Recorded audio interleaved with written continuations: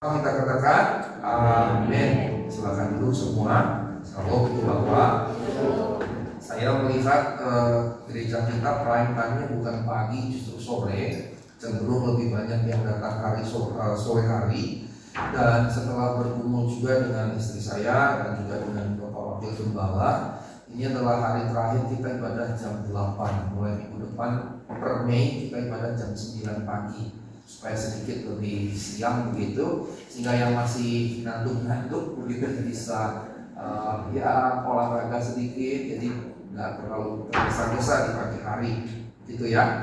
Karena saya lihat kalau jam 8 apalagi di Kelapa Gading, sebagiannya tinggalnya tidak di Kelapa Gading gitu, Pak Ibu di Bekasi lumayan juga kan, mesti bangun jam berapa, jam 5? Oke, jadi kira-kira begitu. Dan nanti flyernya akan sudah dibuat kalau saya tidak salah jam 5 dan paginya jam 9. Baik, kita buka dulu Filipi 3 ayat 10 sampai 16. Filipi 3 ayat 6 Filipi 3 ayat 9 sampai 16.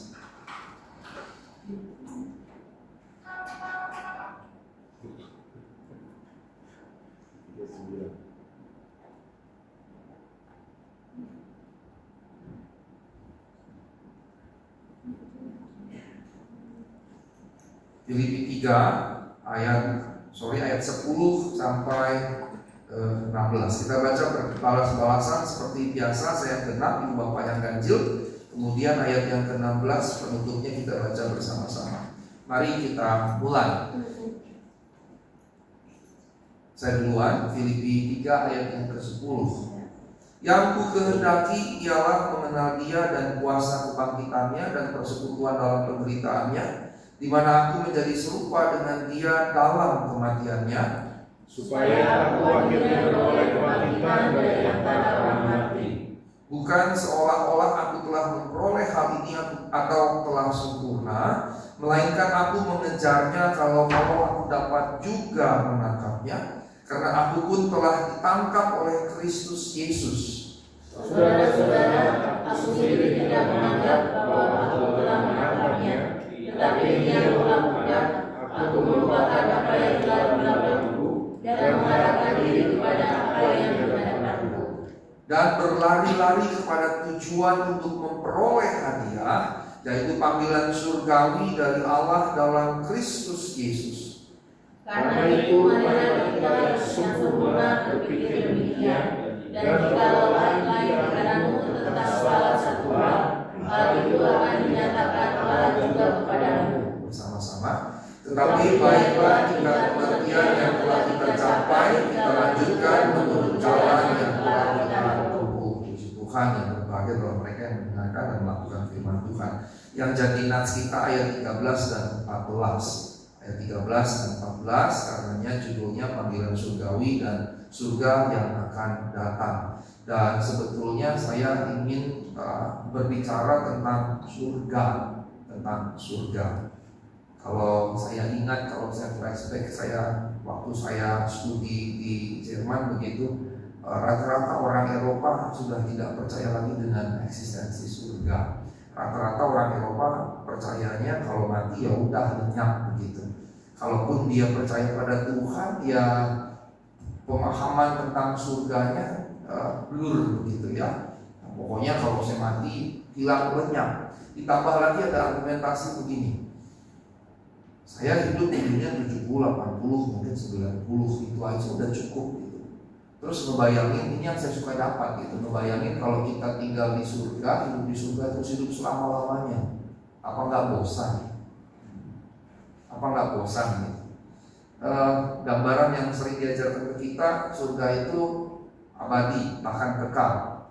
Berarti bukan 1 juta tahun, bukan 100 juta tahun, bukan 1 miliar tahun, bukan 1 triliun tahun, lama dan selama-lamanya bahkan. Apa nggak bosan gitu? Kalau saya ngebayangin 1 juta tahun saja kayaknya bosan juga begitu ya. Nah ini yang seringkali jadi pergumulan yang saya temukan kalau saya ngobrol-ngobrol sama orang-orang di sana gitu. Nah karenanya saya jadi tertarik untuk hari ini membahas apa yang lebih fokus pada surga. Karena kalau Paulus tadi berkata di ayat yang ke-13, aku sendiri tidak menganggap aku telah menangkapnya, tapi ini yang kulakukan, melupakan yang di belakang, mengarahkan kepada apa yang di depan, terus berlari-lari kepada tujuan memperoleh hadiah, yaitu panggilan surgawi dari Allah dalam Kristus Yesus, yang berarti kan fokus hidup kita sebetulnya panggilan surgawi, begitu. Fokus hidup kita seharusnya menurut ayat ini adalah panggilan surgawi. Nah, karena justru yang paling penting kita harus tahu dulu surga itu apa, gitu.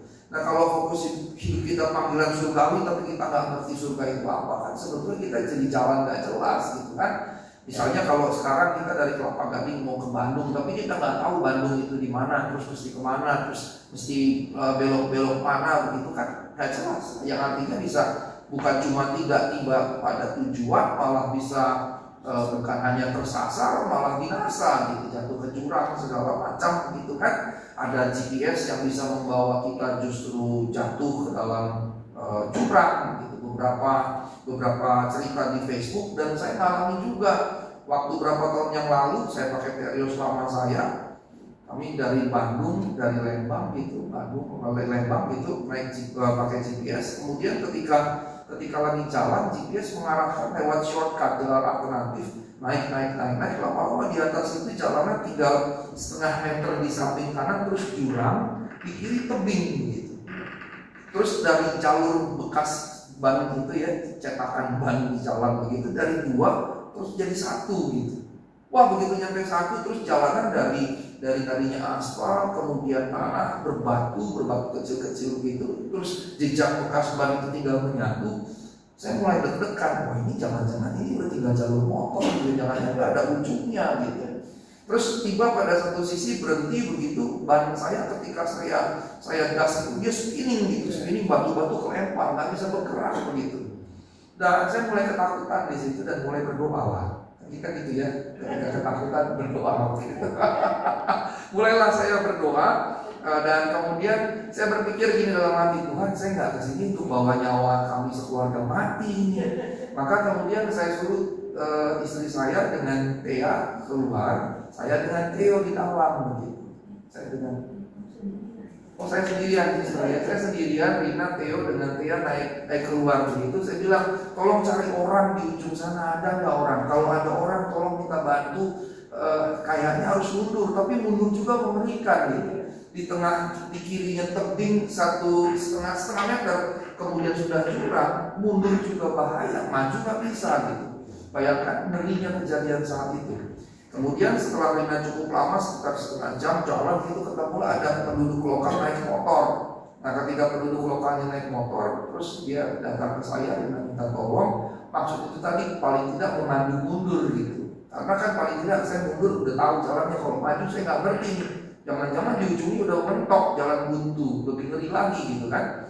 Nah, kemudian ketika itu terjadi, si bapak itu datang, terus bapak itu bilang, nggak apa-apa Pak, ini jalan ujung masih bisa naik mobil kok, nanti di ujung itu ada jalan aspal gitu. Dan setelah melalui beberapa kilometer keadaan begitu dan tiba pada mobil saya mandek begitu, nggak bisa lagi bergerak. Ada bapak itu yang bercerita begitu, akhirnya udah. Kemudian saya ajak Theo naik, kemudian kami jalan, dan ternyata benar walaupun jalanan menyatu dan makin sempit, ternyata lama-lama begitu di ujung ada jalanan beraspal yang kemudian saya bisa keluar. Tapi itu lumayan sport jantung karena kurang lebih 1,5 jam ada di situ, 1,5 jam atau 2 jam. Setelah turun dari situ, akhirnya saya bilang, yuk kita cari cafe shop dulu. Akhirnya mampir di kota Bandung, cafe shop, menenangkan diri beberapa jam. Itu dari rasa khawatir gitu, karena saya jauh banget itu jurangnya begitu, jauh banget jurangnya. Kalau saya jatuh itu ya bisa mati gitu kan. Nah, itu sudah pakai GPS saja loh, sudah pakai GPS bisa bawa kita tiba pada atau melalui jalan yang sebetulnya bukan itu yang harus kita tempuh. Nah, karenanya tolong slide kedua, halaman kedua. Nah, karenanya ini yang perlu tahu ketika kita memahami bahwa hidup kita ini sebetulnya, kalau kata Paulus di sini kan dia dikatakan berlari-lari gitu ya. Berlari-lari ini mirip seperti perlombaan. Berlari-lari tujuannya apa? Panggilan surgawi. Nah, ketika berlari-lari tujuannya panggilan surgawi, maka yang mesti ditanya kalau gitu, tahu nggak tempatnya di mana?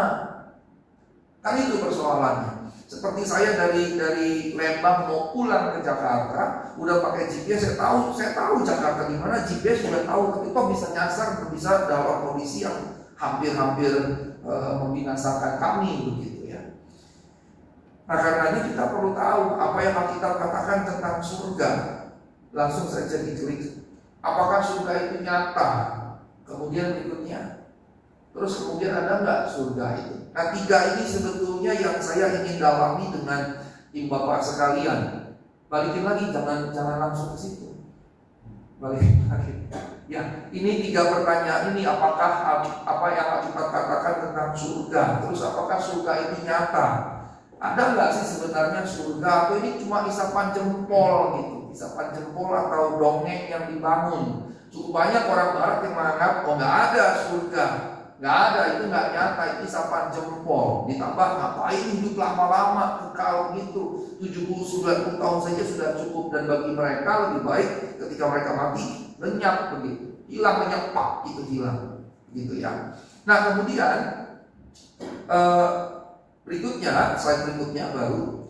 Nah kalau kita misalnya mengecek di konteks kehidupan kita gitu ya, ada banyak mitos yang populer. Langsung saja semuanya. Ini satu-satu muncul ya. Ada banyak mitos populer. Kalau Bapak nonton film Hollywood lah yang paling banyak memberikan mitos populer. Salah satunya itu ada film Morgan Freeman jadi Allah. Jadi Allah di situ, dan itu unik ya. Berarti kan dia kulit hitam gitu. Berarti Allahnya kulit hitam, dan sebelum-sebelumnya kan Hollywood selalu menggambarkannya Allahnya kulit putih gitu. Dan rendering Yesus pun seringkali Yesus itu orang Barat kulit putih. Ya. Tapi kemudian di film ini ada rendering Morgan Freeman yang adalah negro, kemudian dia digambarkan jadi Allah. Nah, film-film Hollywood ini sebetulnya membentuk mindset modern. Ada banyak mitos populer mengenai surga dan akhirnya kesalahpahaman terjadi begitu. Misalnya kalau film-film Hollywood menggambarkan surga sebagai tempat yang keren gitu ya. Terus kita yang mati itu kemudian jadi kayak makhluk-makhluk kecil, kurcaci. Terus kadang-kadang juga ada sayap kecil di sini gitu. Terus kemudian ada lagi gambarannya duduk-duduk di atas awan gitu ya, duduk-duduk di atas awan. Ada juga yang pakai main harpa segala begitu. Kemudian ada juga digambarin terbang di angkasa. Main harpa ini juga kan menurut saya nggak tepat. Kenapa nggak tepat? Dia hanya cocok surganya buat para pemusik kan. Nah kalau saya nggak bisa musik, betul kan? Kalau surga isinya permainan musik, yang jago main musik pasti menikmati. Tapi saya yang tidak bisa main musik justru tidak menikmati. Jadi ada gambaran-gambaran yang sebetulnya dipopulerkan oleh Hollywood dan justru membangun gambaran jadi nggak tepat gitu. Gambaran nggak tepat. Kita berpikirnya nanti kalau kita masuk surga seperti malaikat kecil, ada sayap putih segala macam gitu. Nah, ini sebetulnya gambaran yang mengecewakan. Slide berikutnya. Nah, kalau saya masuk ke perjanjian lama dulu, perjanjian lama nggak punya konsep tentang neraka, tapi dia punya konsep tentang surga. Artinya begini, Alkitab kita tidak boleh dipahami sebagai kumpulan tulisan yang statis, yang tiba-tiba blok jadi semua 66 kitab. Tidak bisa dipahami begitu. Alkitab tidak tiba-tiba dilempar dari surga blok jatuh langsung lengkap 66 kitab. Alkitab tidak begitu. Alkitab PL dengan PB keduanya muncul lewat proses. Nah kalau lewat proses berarti pemahaman yang muncul juga lewat proses. Dengan kata lain, apa yang muncul dalam Alkitab, pemahaman-pemahamannya berkembang. Maka ketika kita membaca Alkitab, dinamika perkembangan pemahaman itu harus kita baca betul-betul sampai puncaknya, yaitu perjanjian baru. Maka kalau di Alkitab tidak ada PL, di PL tidak ada neraka, bukan berarti neraka tidak ada, begitu. Karena pada waktu itu belum ada konsep neraka. Dan kemudian di perjanjian baru konsep neraka Tuhan sendiri yang mengajarkan. Sehingga dengan kata lain ya, dalam pemahaman Tuhan Yesus ya neraka ada. Berikutnya surga.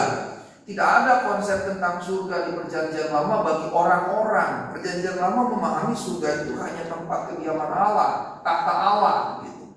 Lalu bagaimana dengan orang yang mati? Alkitab perjanjian lama mengajarkan orang yang mati masuk dunia orang mati yang disebut Sheol atau Hades dalam bahasa Yunaninya. Yang berarti itu sebetulnya hanya tempat orang dikuburkan. Mengapa? Karena Sheol punya sinonim keber. Nah, keber itu dalam bahasa Arab kubur. Kubur itu dari bahasa Arab sebetulnya. Nah, karena sama-sama Semitik, Ibrani dengan Arab sama-sama rumpun Semitik, jadi mirip. Dalam bahasa Ibrani keber, dalam bahasa Arab kubur, diadopsi jadi bahasa Indonesia kuburan, begitu.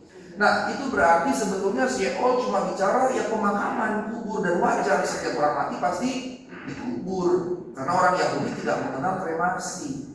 Seandainya orang Yahudi mengenal kremasi, maka konsepnya akan berbeda lagi. Tapi karena orang Yahudi tidak mengenal kremasi, hanya dikubur, maka itu disebut kemudian dunia orang mati. Itu ada kehidupan. Biasa saja. Dia mau mendatangi Pak Niko.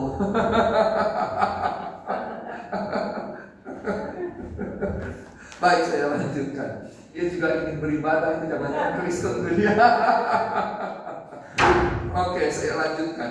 Nah, karenanya pemahamannya berkembang. PL tidak punya konsep neraka, konsep surganya hanya untuk Allah. Orang yang mati hanya masuk dalam dunia orang mati atau Sheol atau Hades. Baru kemudian di perjanjian baru mulailah konsep surga muncul. Dan yang menarik adalah konsep surga dan konsep neraka. Yesus yang mengajarkan bahwa surga tempat di mana orang percaya nanti dikumpulkan, bahwa kemudian neraka tempat orang yang dihukum. Maka itu menjadi konsep yang Tuhan ajarkan, dan karenanya ini jadi doktrin yang mestinya penting. Mengapa? Karena Tuhan sendiri yang mengajarkan, begitu. Dan karenanya kita tidak bisa atas dasar argumentasi apapun bilang gak ada surga atau gak ada neraka, gak bisa bilang begitu.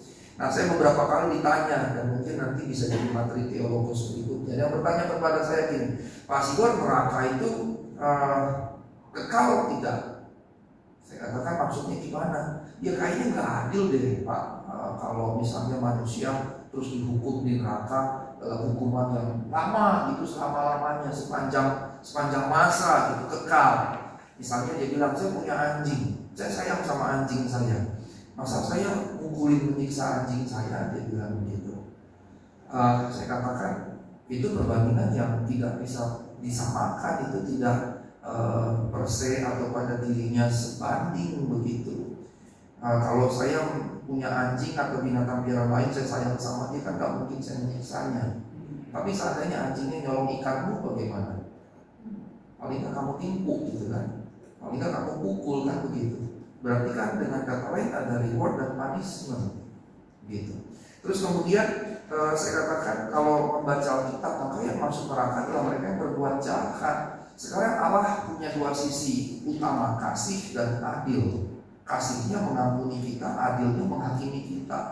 Jadi fair tidak kalau orang yang berbuat salah kemudian tidak dihukum. Misalnya kemudian kalau saya bawa ke pengadilan dunia ini kalau kita berbuat jahat kita akan dihukum begitu. Nah, kalau dunia saja yang banyak ketidakadilan, toh yang berbuat jahat harus dihukum, apalagi Allah begitu. Apalagi Allah. Karenanya ketika saya bicara pada satu sisi neraka adalah perwujudan keadilan Allah. Neraka adalah wujud keadilan Allah.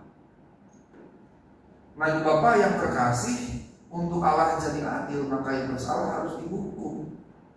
Untuk Allah jadi adil, yang bersalah harus dihukum. Tadi saya diskusi dengan seseorang sambil saya pergi tadi terkait satu topik, dan saya katakan begini. Salah satu yang saya berikan argumentasi terkait predestinasi, saya katakan saya tidak percaya hal itu, dan dasarnya adalah begini. Kalau predestinasi itu sebelum dunia diciptakan orang ditetapkan selamat, sebagiannya lagi binasa. Dan itu bertentangan dengan apa? Dengan salah satu firman Tuhan di dalam, saya baca di sini, di Keluaran 23 ayat 7 berkata begini, haruslah kau jauhkan dirimu dari perkara dusta, orang yang tidak bersalah dan orang yang benar tidak boleh kau bunuh, sebab aku tidak akan membenarkan orang yang bersalah. Jadi yang salah ya salah, yang benar ya benar. Jadi orang yang tidak bersalah tidak boleh dihukum. Nah, bayangkan sebelum dunia diciptakan, berarti sebelum manusia diciptakan kan? Berarti kan sebelum manusia itu buat salah gitu. Saya sekarang lahir, saya buat salah. Kalau saya lahir sekarang setelah itu dewasa, saya buat salah, saya dihukum wajar. Tapi kalau sebelum saya lahir, bahkan sebelum dunia diciptakan, sudah ditetapkan saya binasa, berarti kan saya dihukum tanpa saya berbuat salah lebih dahulu. bahkan sebelum Adam jatuh dalam dosa gitu. Dan itu karenanya bertentangan dengan Keluaran 23 ayat 7, di mana hanya orang yang bersalah yang harus dihukum dan orang benar tidak boleh dinyatakan salah. Waktu dunia belum diciptakan, kan saya belum berada. Bagaimana bisa saya belum berada tapi sudah dihukum, ditetapkan dihukum untuk binasa? Kan jadi Allah bertentangan dengan firman-Nya sendiri, dengan perkataan sendiri, dan mustahil Allah bertentangan dengan firman-Nya. Nah, ini saya bicara dalam konsep surga dan neraka tadi. Nah, Ibu Bapak yang terkasih, karenanya eksistensi surga dan neraka biar bagaimana tidak bisa dihapuskan. Dia berkaitan dengan wajah Allah kasih, dan kemudiannya keadilan kasih. Keadilannya membuat orang yang bersalah harus dihukum, kasihnya membuat orang yang bersalah yang seharusnya dihukum digantikan dia yang dihukum, begitu.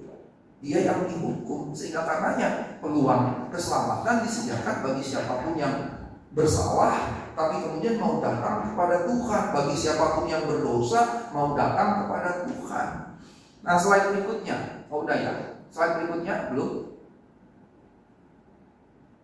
Nah, Bapak yang terkasih, hak kita menuju surga diberikan secara cuma-cuma kepada mereka yang menerima fakta bahwa Allah menanggung kesalahan-kesalahan kita bagi dirinya sendiri ketika Yesus mati di kayu salib, yang tadi saya sudah jelaskan. Nah, ketika berikutnya, ketika kita memohon kepadanya pengampunan, memohon hati yang baru agar dapat menjaga memelihara hukum-hukumnya, dia memberikan keduanya itu gratis.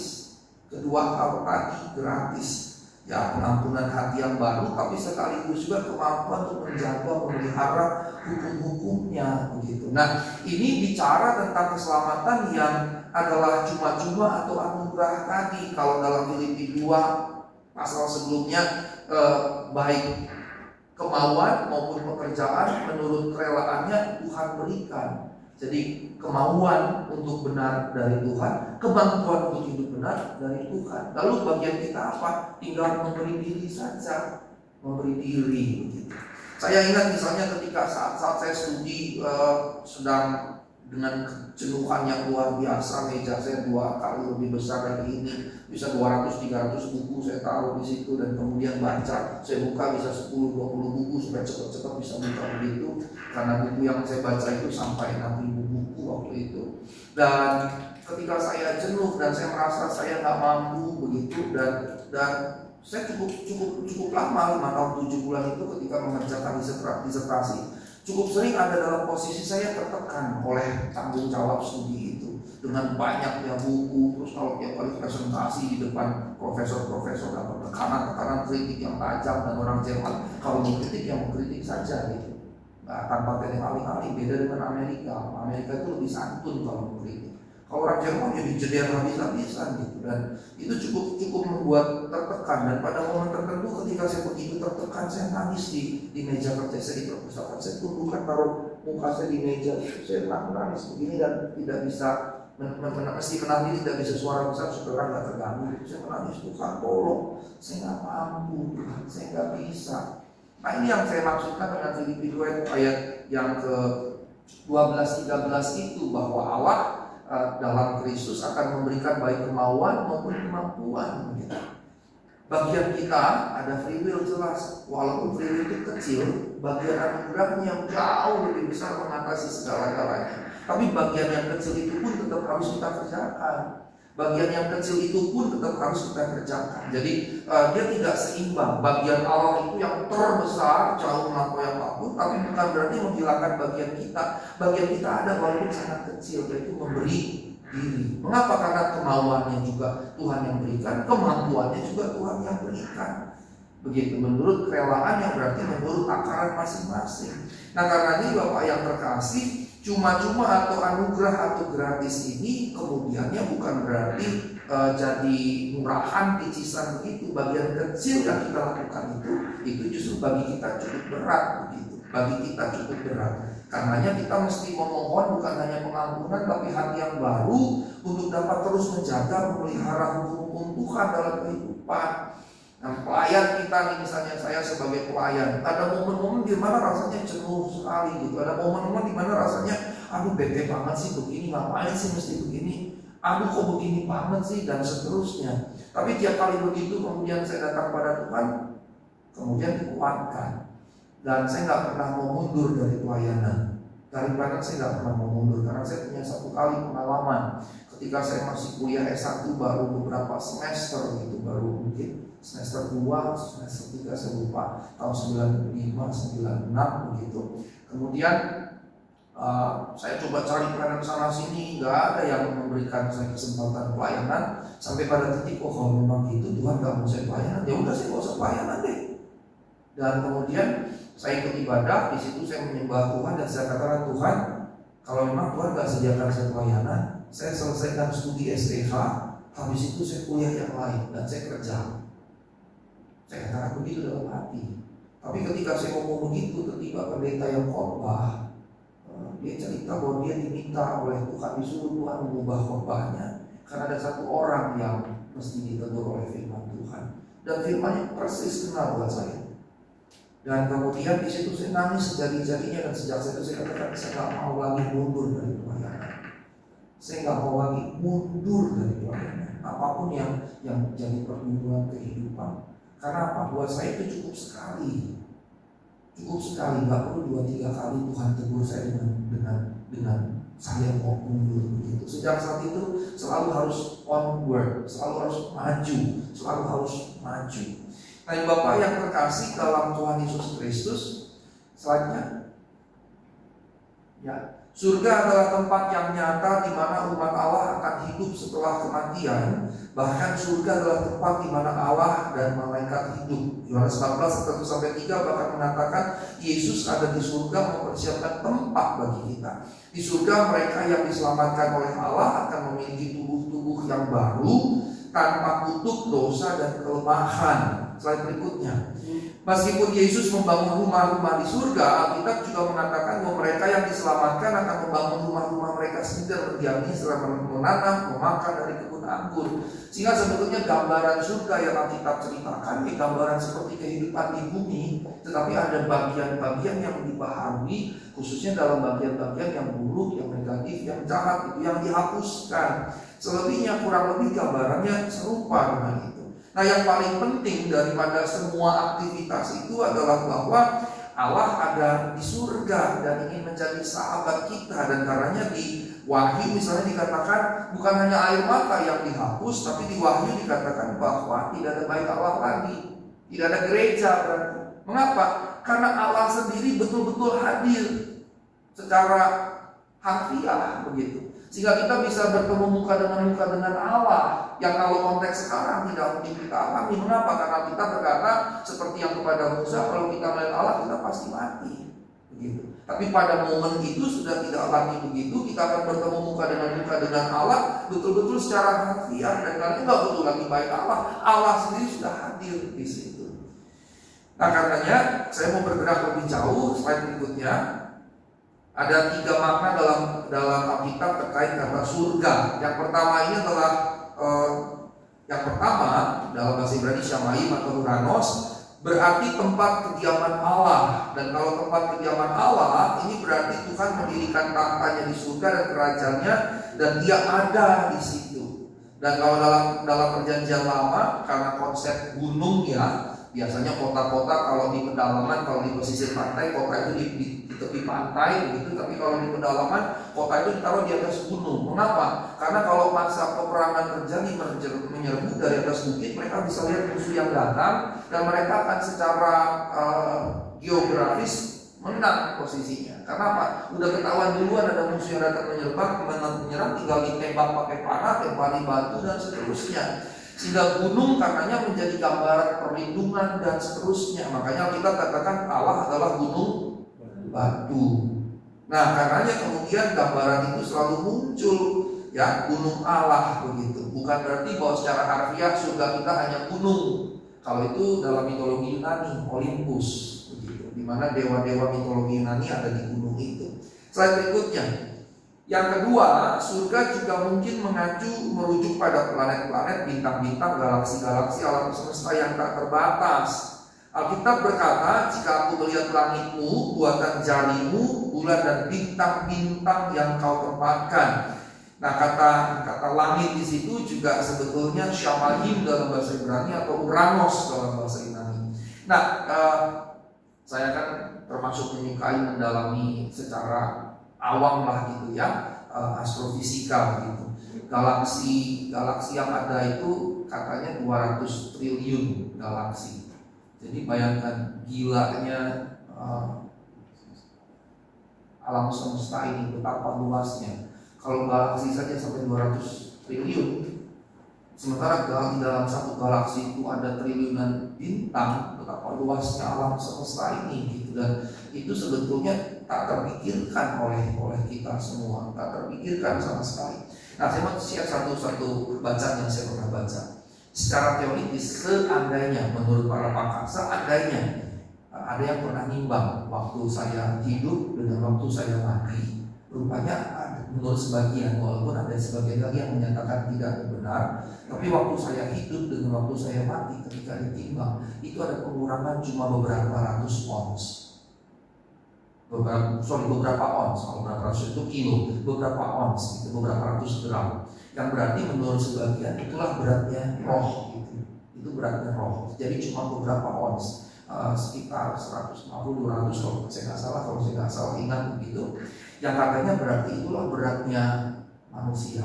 Nah, kemudian itu dibawa ke dalam teori gravitasi. Bumi kan berputar dengan cepat sekali ya, ada porosnya. Ada yang ingat berapa kecepatannya? Kalau bulan itu 3.680 km per jam, kalau bumi 17.000. Nah, kalau misalnya saya di Indonesia, katakanlah Indonesia di sini, ada yang punya bulan nggak sih? Atau Mike ini saja deh. Ini anggaplah Mike ini bulan bumi gitu ya. Kalau Katulistiwa kan ini ya, di Katulistiwa. Kalau saya mati di sini, ya, mati di sini dengan saya keluar ini jari saya ini robek keluar begini. Terus ini buminya berputar dengan kecepatan 17.000 km per jam. Setelah 1 jam posisi saya di mana? 17.000 jauh. Terus kemudian yang berikutnya, bumi itu berputar mengitari matahari dengan kecepatan 107.000 km per jam. Berarti begitu saya mati sejam saja, jarak bumi sudah 107.000 km dari saya. Itu yang pertama. Kemudian matahari itu juga berputar mengitari galaksi Bima Sakti. Kecepatannya 621.000 km. Dengan kecepatan matahari mengitari galaksi dalam 1 jam, jarak saya dengan tata surya sudah 621.000 km. Terus kemudian galaksi Bima Sakti sendiri berputar mengitari alam semesta dengan kecepatan 2,1 juta km per jam. Sehingga berarti jarak 1 jam saya dari galaksi langsung terpisah 2,1 juta km per jam. Nah, kalau saya sudah meninggal, mama saya misalnya sudah meninggal katakanlah setahun itu berapa jam? Kalikanlah 2,1 juta kilometer. Berarti jarak roh itu dari bumi sudah sedemikian jauh semua. Paham gak yang saya mau jelaskan? Paham ya Bapak ya? Jauh ya? Gimana kalau yang sudah meninggal 100 tahun? Tambah jauh lagi gitu. Tambah jauh lagi. Dan ketika saya memikirkan ini ya, walaupun ini belum final dalam sains, saya memikirkan ini jadi wajar kalau alam semesta begitu luas. Begitu luas. Mengapa? Karena hitungan 1 jam saja. Jarak saya dari bumi sudah 2,1 juta kilometer jauhnya. Hanya karena gravitasi. Baru 1 jam. Iya betul. Sama saja Pak, karena di sana kan tidak seperti di bumi. Ini bicara jarak saja. Bicara jarak, bisa ke atas, bisa ke bawah, sama saja. Intinya dia menjauh dengan jarak seperti itu. Itu baru 1 jam sudah 2,1 juta kilometer jaraknya. Kalau 1 hari kali 24 berarti 48 juta kilometer. 1 bulan 30 kali 24 sudah 132.000 juta kilometer. Berarti 132 miliar. Tambahkan setahun lagi, tambahkan kalau udah 10 tahun dan seterusnya. Saya jadi berpikir dari situ, oh wajar kalau alam semesta tak terbatas gitu. Jadi kita nggak perlu pakai jet gitu. Sebetulnya ketika kita di alam semesta, otomatis gravitasi itu membuat kita makin jauh dari bumi. Kalau Bapak membaca cerita tentang Voyager, salah satu satelit yang ditembakkan NASA sudah dari beberapa waktu yang lalu, dia makin menjauh gitu. Akhirnya jaraknya terlalu jauh dan tidak lagi sinyalnya dapat di bumi. Nah ini sekedar cerita pemahaman karena terkait dengan alam semesta yang begitu luas ini. Yang kalau saya dalami begitu, wah ini luar biasa sekali. Slide berikutnya. Alkitab juga bicara surga mengenai atmosfer yang mengelilingi bumi, atau yang kita sebut dengan langit. Jadi ada sky, space, dan kemudian heaven. Nah kata Syamalim atau Uranus pertama-tama bisa berarti sky, kemudian space. Sky itu langit kita, ya yang biru itu. Kemudian space itu ruang angkasa, tadi saya cerita baru. Kemudian heaven. Dan paling tidak dalam pemahaman orang saat itu, itulah yang dicoba digambarkan tentang surga, yang berarti menjauh di sana, begitu ya. Nah dalam Alkitab maka kita mesti mengecek konteksnya masing-masing supaya kita tahu yang Alkitab maksudkan seperti apa ketika dia bicara langit atau surga, yang dimaksudkan seperti apa. Slide berikutnya. Nah seperti apakah surga? Tadi pertanyaan yang kedua ya. Setelah Yesus dibangkitkan dari kematian, dia naik ke surga, dan Alkitab mencatat begini: hai orang-orang Galilea, mengapakah kamu berdiri melihat ke langit? Yesus ini yang terangkat ke surga meninggalkan kamu akan datang kembali dengan cara yang sama seperti kamu melihat dia naik ke surga. Ada kata langit, ada kata surga dua kali. Langit yang satu kali, kemudian surga yang dua kali, Yunaninya sama, Uranos. Hanya LAI kemudian membedakan yang satunya langit, yang duanya lagi surga. Ini bicara karena yang dia lihat itu langit, tapi kemudian LAI memahami bahwa Yesus naik ke surga. Kira-kira seperti itu. Slide berikutnya. Sebelumnya Yesus berkata kepada para muridnya, di rumah Bapakku ada banyak tempat tinggal. Jika tidak demikian, tentu aku mengatakannya kepadamu. Yesus mau bilang, aku ngomong ini. Kalau enggak, aku enggak ngomong. Dan kalau aku ngomong, kamu harus percaya. Apa yang mesti kita percaya? Bahwa Tuhan berkata di rumah Bapakku di surga ada banyak tempat tinggal. Maka kita harus percaya bahwa di surga ada tempat tinggal yang disediakan bagi kita sekalian. Dan dikatakan apabila aku telah pergi ke situ dan telah menyediakan tempat bagimu, ini bicara pada kegenapan masa. Seberapa lama kita nggak tahu. Ini bicara kegenapan masa. Ketika masanya sudah genap, Tuhan akan datang kembali. Ini bicara akhir zaman, kedatangannya kembali nanti. Slide berikutnya. Nah waktu Stefanus dirajam, dia melihat Yesus berdiri di sebelah kanan Allah. Yang dengan kata lain, kalau kita bawa pemahaman perjanjian lama, surga adalah tempat kediaman Allah, dan penglihatan Stefanus Yesus berada di sebelah kanan Allah dan berdiri, berarti ini menunjukkan surga. Menunjukkan surga. Nah karenanya saya korelasikan dengan penjahat yang di sebelah Yesus, yang meminta kepada Yesus, ingatlah aku pada waktu engkau datang dalam kemuliaanmu sebagai raja. Yang tentunya dimaksud bukan raja politis, bukan raja duniawi, tapi ini bicara kedatangannya nanti. Yang berarti si penjahat ini tahu Yesus adalah Mesias, begitu. Ya, ini sudah pernah saya bahas, karena saya tidak mau panjang lebar lagi. Nah, waktu penjahat itu bilang begitu, Yesus bilang apa? Pada hari ini juga, pada hari ini juga engkau akan bersama-sama dengan aku di Firdaus. Nah, kalau di Stefanus penglihatannya Yesus ada di surga, di sebelah kanan Allah, dan pada si penjahat hari ini juga engkau bersama dengan aku di Firdaus, maka sebetulnya kita tidak boleh membedakan Firdaus dengan surga. Sebab risikonya adalah kalau Firdaus dibedakan dengan surga, berarti ada tempat ketiga. Ada neraka, ada surga, ada Firdaus. Tetapi kita tidak sama sekali mengajarkan itu. Dan jadi kacau kalau sampai ada tempat yang ketiga. Kacau sekali cara berpikirnya. Begitu. Nah karenanya Bapak yang terkasih, Paulus menegaskan mereka yang mati di dalam Kristus akan dikumpulkan Allah bersama dengan Kristus. Ada orang yang berkata itu ya posisi sedang tidur menanti. Tidak dikatakan di situ tidur. Kan dikumpulkan bersama dengan Allah, dengan Kristus. Ada Kristus di situ dengan kita. Kristus kan hidup. Kitanya nggak mungkin tidur atau mati begitu. Nah, karenanya saya mau berlanjut dengan bagaimana Alkitab kita menggambarkan surga. Slide berikutnya.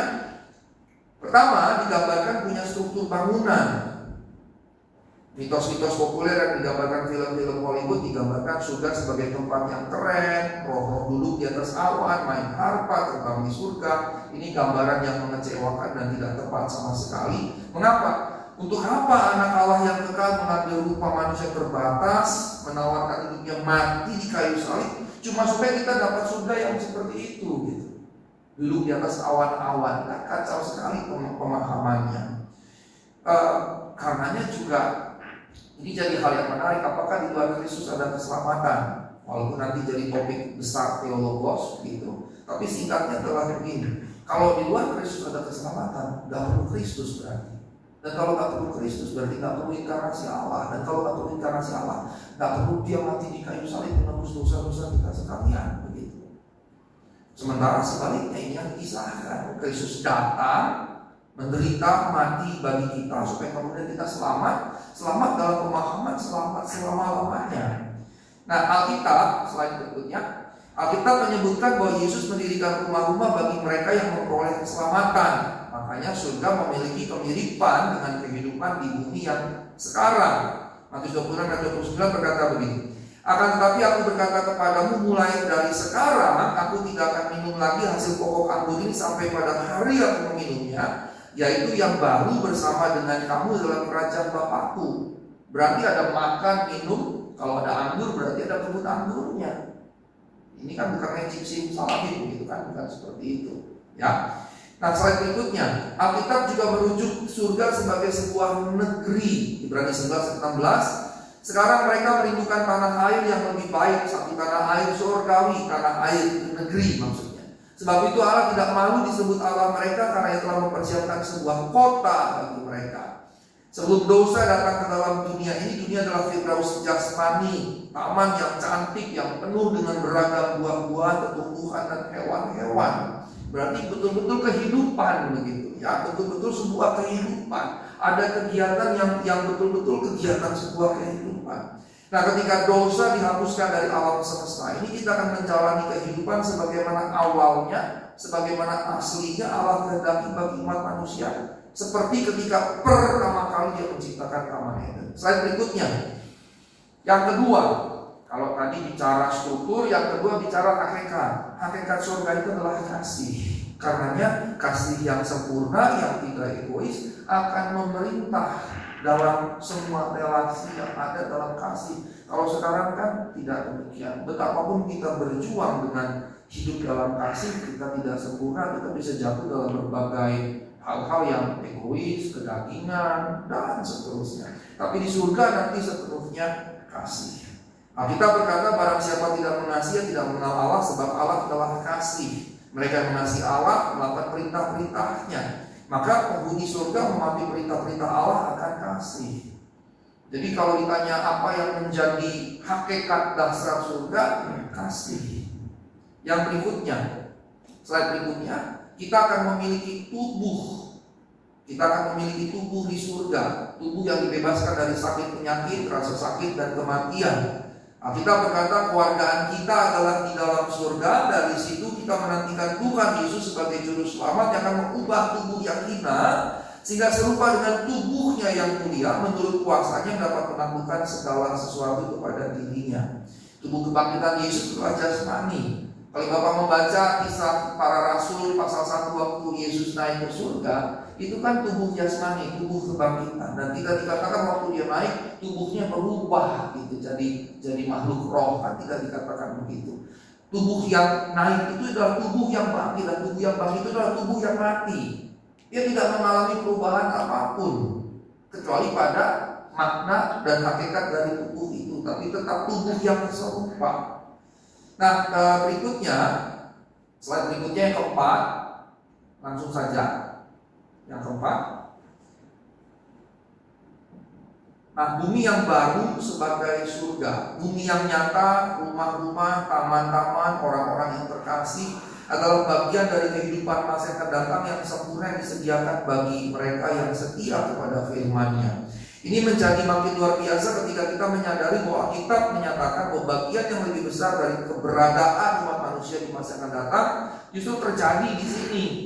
Jadi dengan kata lain, gambaran lengkapnya adalah gini: ketika kita mati kita ke surga, tapi nanti pada hari kebangkitan, pada hari akhir zaman, surga itu turun ke bumi, begitu. Nah, inilah masa antara tadi. Jadi kalau kita bayangkan firdaus, itulah firdaus tadi, bukan satu tempat di luar surga. Jadi waktu kita mati di dalam Tuhan, kita dikumpulkan bersama Kristus, kata 1 Tesalonika pada 13:14. Kristus di mana? Stefanus melihat Kristus di surga. Berarti ketika kita mati, kita dibawa ke surga. Nanti di akhir zaman kebangkitan orang mati, surga kata Wahyu turun ke bumi. Disitulah pemulihan segala sesuatu. Sementara pada saat kita mati, kita menantikan pemulihan dari segala sesuatu itu. Begitu. Nah, karenanya Bapak yang terkasih dalam Tuhan Yesus Kristus, karenanya Alkitab tidak memahami bumi akan dihancur, luluh lantakan dan sepenuhnya diganti baru. Tidak. Kata Wahyu pasal 21, Yerusalem baru turun ke bumi. Begitu. Jadi langit baru, bumi baru bukan seperti misalnya begini ya. Saya punya handphone, misalnya ini handphone yang lama, langit baru, ini langit dan bumi yang lama, ini dihancurkan, ya diganti langit baru, bumi baru. Nggak begitu pemahamannya. Tapi yang ada adalah ini langit dan bumi yang lama dibaharui menjadi langit baru, bumi baru. Karena dia tidak destruktif, tapi restoratif. Dia tidak destruktif, tapi restoratif.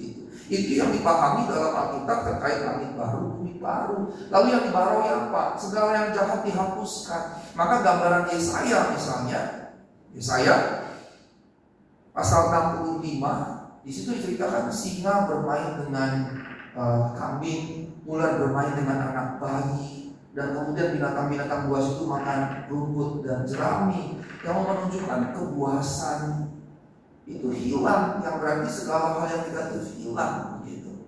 Bukan kemudian langitnya yang diganti baru total, didestruksi terus ada replacement seperti itu, bukan. Tetapi yang semua yang buruk, yang jahat itu yang dihapuskan. Itulah kebaruan itu. Nah, Ibu Bapak yang terkasih dalam Tuhan Yesus Kristus, saya rasa saya sudah cukup dulu sampai di sini. Ini gambaran yang saya mau ceritakan, bagikan bagi Bapak sekalian terkait dengan seperti apa surga. Nah, hidup kita ke arah sana. Sementara saya hidup di sini, maka jalan hidup saya bukan supaya karir saya lebih bagus, supaya nanti saya punya rumah lebih banyak, lebih besar, supaya saya punya harta makin banyak berlimpah. Tidak, karena itu semua selesai waktu kita mati. Dan itu bukan panggilan Kristiani. Tetapi panggilan kita adalah bagaimana kita menatap masa depan dalam kehidupan bersama Tuhan di surga, dan hari-hari hidup ini dalam kerangka ke sana. Kita udah punya gambaran surga sebagai sesuatu yang indah sekali. Karena orang percaya yang benar dalam iman percayanya tidak takut mati. Kenapa? Karena dia tahu apa yang ada di seberang sana. Dia tahu yang ada di seberang sana Tuhan sedang menantinya. Sehingga kematian, kata Paulus, hai maut di manakah semangatmu? Semangat maut telah ditelan dalam kemenangan oleh Kristus Yesus. Tuhan Yesus memberkati. Mari kita bangkit berdiri.